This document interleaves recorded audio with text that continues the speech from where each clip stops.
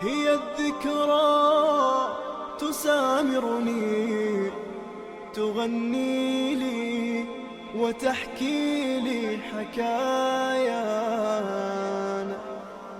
تؤنسني وتعبث بي إذا ما البعد أرقني، وشتت في خبايانا